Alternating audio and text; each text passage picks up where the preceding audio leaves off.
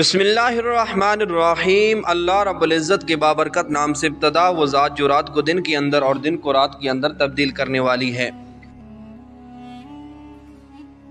سبھی ناظرین کو چشتی وائس چینل میں دل کی عطا گہرائیوں سے خوش آمدید۔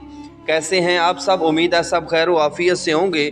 اللہ رب العزت کی ذات آپ سب کو ایسے ہی خیر و عافیت کے ساتھ رکھے۔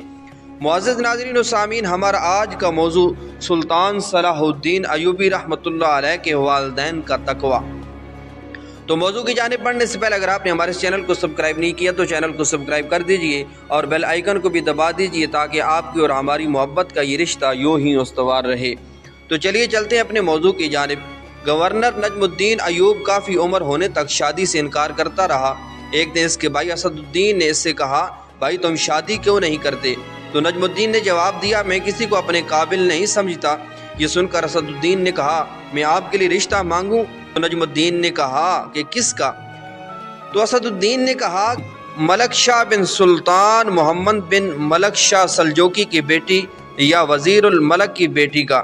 یہ سن کر نجم الدین بولا، وہ میرے لائق نہیں۔ اسد الدین دھک سے رہ گیا اور بولا، پھر کون آپ کے لائق ہوگا؟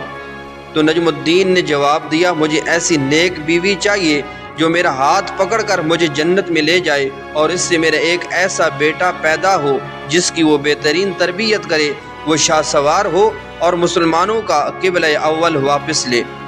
اسد الدین کو نجم الدین کی بات پسند نہ آئی اور اس نے کہا کہ ایسی لڑکی آپ کو کہاں ملے گی؟ نجم الدین نے جواب دیا، نیت میں خلوص ہو تو اللہ نصیب کرے گا۔ یہ سن کر اسد الدین خاموشی سے اسے تکنے لگا۔ ایک دن نجم الدین مسجد میں تقریر کے ایک شیخ کے پاس بیٹھے ہوئے تھے۔ ایک لڑکی آئی اور پردے کے پیچھے سے ہی شیخ کو آواز دی۔ شیخ نے لڑکی سے بات کرنے کے لیے نجم الدین سے معذرت کی۔ نجم الدین سنتا رہا کہ شیخ لڑکی سے کیا کہہ رہا ہے۔